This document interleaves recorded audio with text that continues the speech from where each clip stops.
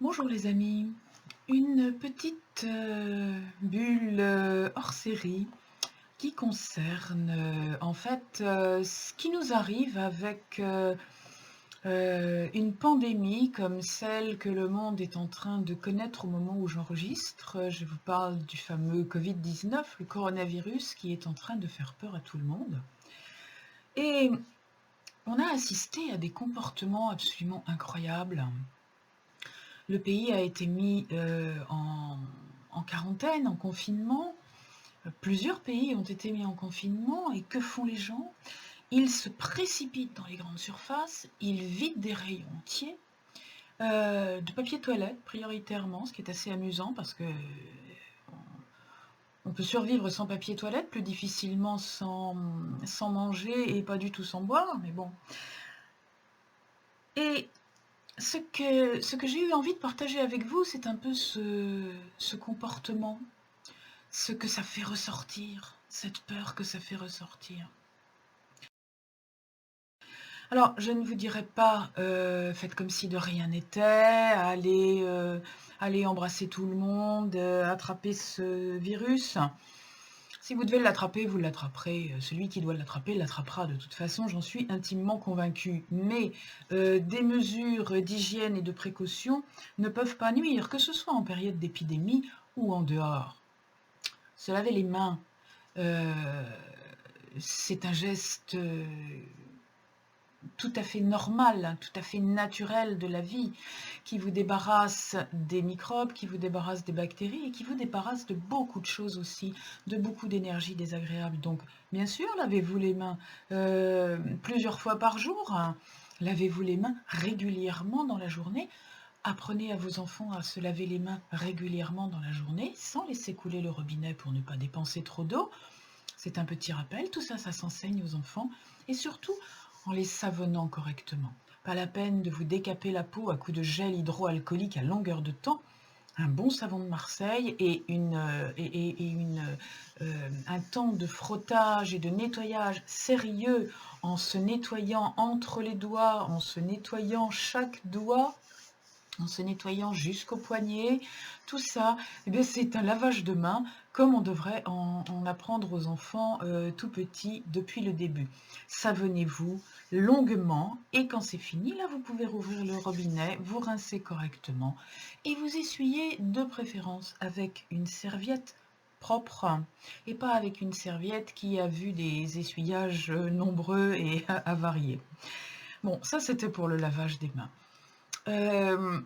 Effectivement, on peut éviter d'aller s'embrasser ou en tout cas se transférer de la salive puisque ce virus se transfère avec les gouttelettes de salive. Voilà pourquoi on demande aux gens de rester un petit peu éloignés ou tout au moins de ne pas se cracher à la figure. Il est tout à fait possible de se parler un petit peu à distance et de ne pas se cracher dessus. Lorsqu'on tousse, eh bien oui, lorsqu'on tousse, évidemment, ça aussi, ça s'apprend aux enfants. Et là, c'est vraiment l'éducatrice qui vous parle, la maman, la grand-mère, le professeur, l'éducatrice. On apprend aux enfants, quand ils toussent tout petits, mets tes mains devant ta bouche. Et personnellement, j'aurais tendance à vous conseiller, si vous toussez ou si vous éternuez, de continuer à le faire dans vos mains plutôt que dans votre coude. Pourquoi? Parce que vos mains, vous pouvez aller les laver. Si vous avez un mouchoir, vous pouvez aussi éventuellement éternuer et tousser dans votre mouchoir, puis le ranger ou le jeter si la poubelle est fermée. Les mains, vous pouvez les laver. Le coude, combien de fois est-ce que vous vous lavez le coude dans la journée?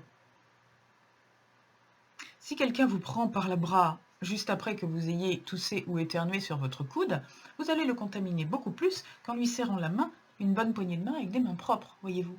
Il faut être un petit peu logique. Il ne faut pas appliquer les choses bêtement, mais comprendre pourquoi on les applique. Alors, si vous êtes quelqu'un de soigneux, utilisez votre mouchoir, toussez dedans, éternuez dedans, que vous soyez contaminé ou pas. Si vous êtes contaminé, de toute façon, vous êtes confiné, donc vous pouvez tousser autant que vous voulez dans la pièce où vous vous trouvez, c'est pas un problème.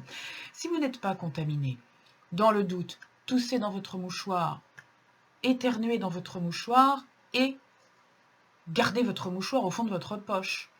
Et lorsque vous arrivez à la maison, si vous avez une cheminée, brûlez-le. Si vous n'avez pas de cheminée, mettez-le dans le fond d'un sac poubelle. Ne le laissez pas comme ça traîner. Mais ça aussi, c'est quelque chose qui s'apprend tout petit. On ne laisse pas traîner son mouchoir.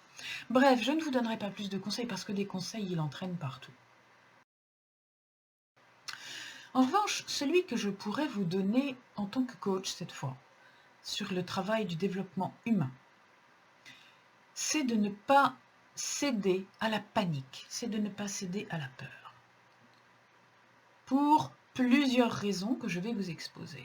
La première de ces raisons, c'est effectivement que ça vous conduit à avoir des comportements humains désastreux. C'est déjà très difficile dans les magasins au moment des soldes parce que les gens s'arrachent des produits complètement inutiles. Mais alors, imaginez s'il ne reste plus qu'un paquet de pâtes dans le magasin et que 3 personnes le visent. Eh bien, est-ce qu'on va s'entretuer pour un paquet de pâtes? Soit dit en passant, dernière petite parenthèse au niveau des conseils d'achat, si vous devez vraiment stocker quelque chose, plutôt que de stocker des pâtes et du riz, et surtout du riz avec l'index glycémique que ça a et qui ne va pas vous apporter une vraie satiété, stockez des lentilles. Pourquoi? Ou des légumineuses, mais des lentilles, parce que c'est ce qui prend le moins de place. Un petit paquet de lentilles, c'est grand comme ça et ça vous nourrit pendant longtemps. Pourquoi? Parce que la lentille, elle a un effet féculent et elle a un effet protéine. Ce qui fait qu'elle va remplacer en partie les pâtes et en partie la viande. Donc une grosse poignée de lentilles, ça va vous permettre d'économiser d'autres produits frais qui vous apporteront des protéines, de la viande ou du poisson. Et ça va vous permettre de réduire votre quantité de pâtes. La fameuse quantité de pâtes pour laquelle vous allez peut-être vous battre dans les grandes surfaces. Voilà, donc consommez des lentilles. En plus de ça, la lentille va vous apporter du fer qui va contribuer à votre immunité.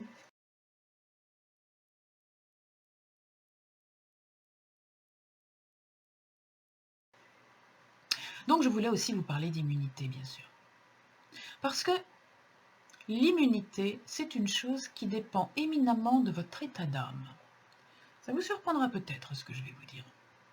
Mais votre ressenti émotionnel, votre vécu émotionnel a une influence extrêmement forte sur votre immunité.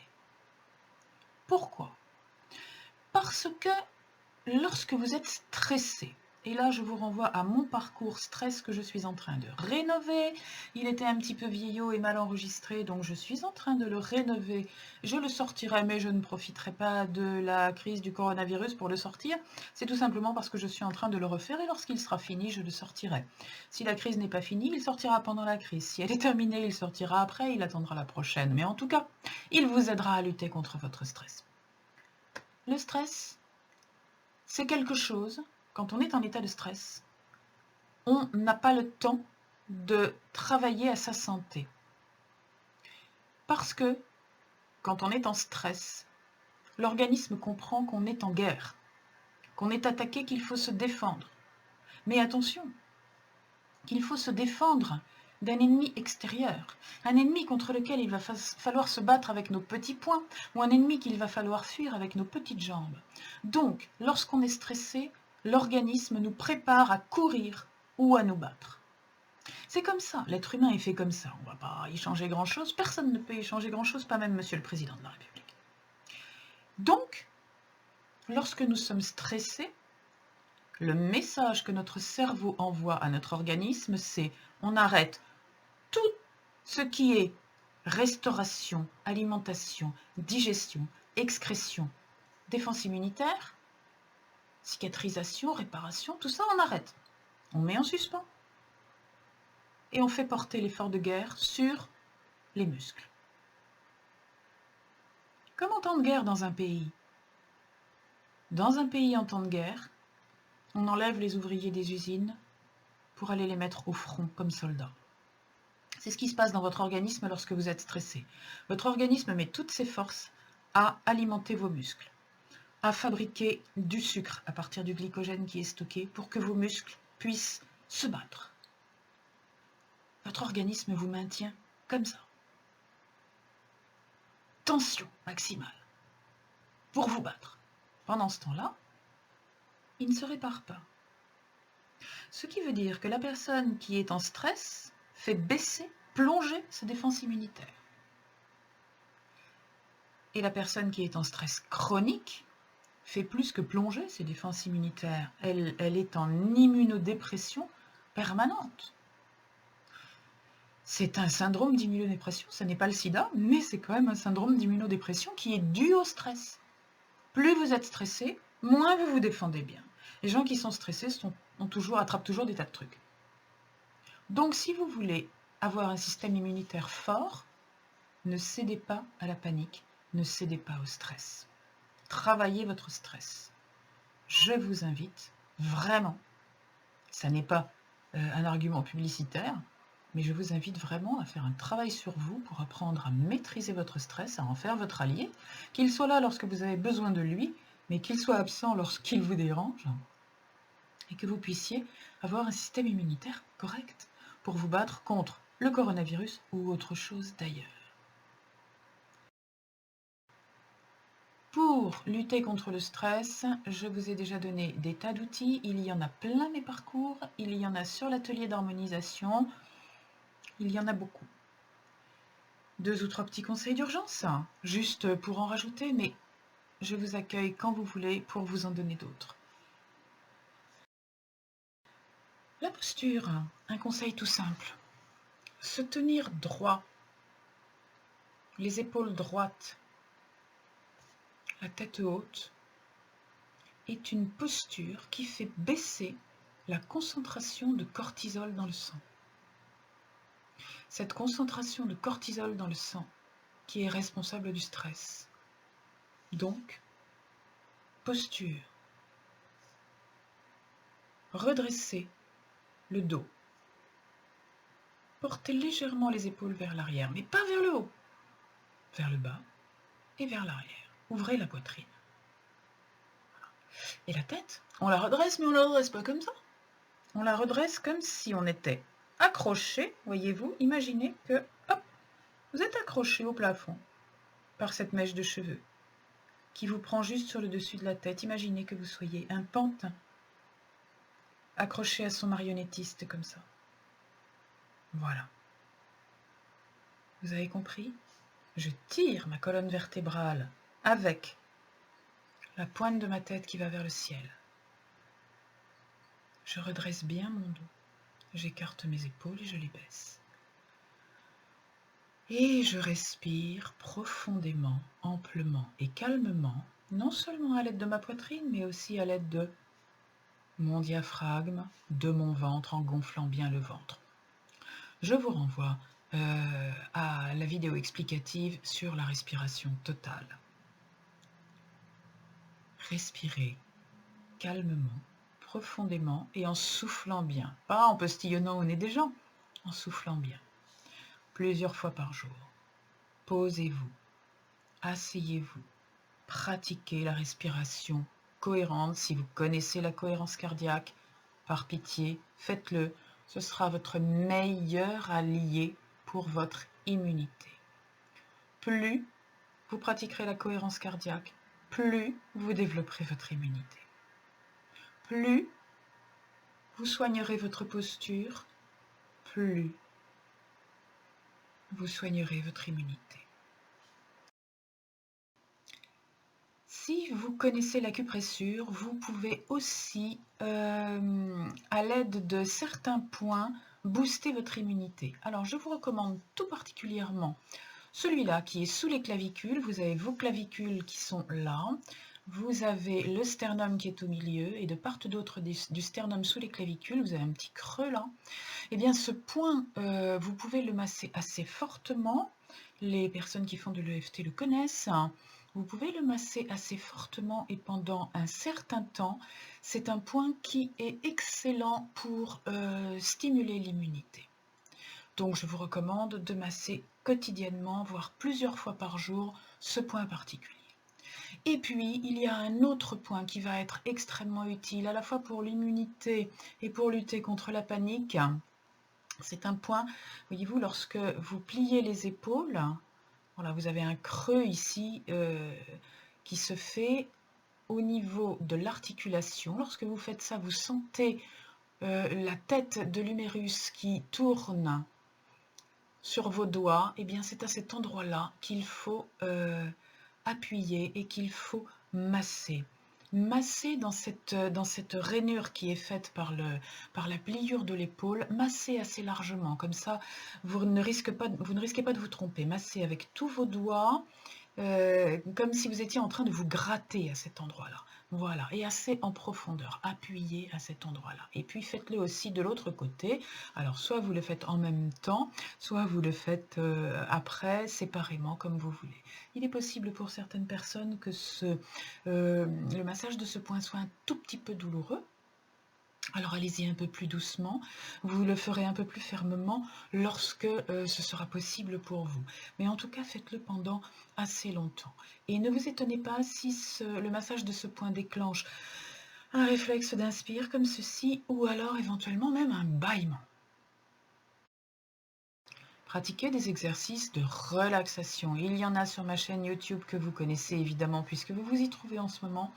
Il y a des exercices de cohérence cardiaque aussi. Je vous recommande l'exercice sérénité. Je vous recommande les exercices de relaxation, les exercices pour vous apaiser. Tout cela va faire baisser votre stress et va faire monter votre immunité. Peut-être, si j'en trouve le temps, je rajouterai sur la chaîne une vidéo d'une relaxation spécifique pour booster l'immunité. Mais ne sautez pas dessus comme sur un paquet de Pâques ou un rouleau de papier toilette. Vous pouvez faire n'importe quel exercice destiné à vous relaxer, à vous relâcher. Et la meilleure lutte anti-stress, c'est de ne pas paniquer. Surtout de ne pas paniquer. Si vous êtes extrêmement stressé, si vous êtes vraiment à la limite de la phobie avec cette histoire de maladie, peut-être qu'une petite séance de lutte, de libération émotionnelle, de lutte anti-stress vous rendra service. Contactez-moi. Une séance de FT quelquefois peut suffire à vous remettre en selle. N'hésitez pas, c'est vraiment le moment. C'est vraiment le moment. Ne restez pas seul dans vos difficultés alors qu'il est si simple de les apaiser. Je suis à votre entière disposition sur ma page, dans mes groupes, sur la chaîne YouTube. Contactez-moi. À très bientôt et bonne continuation.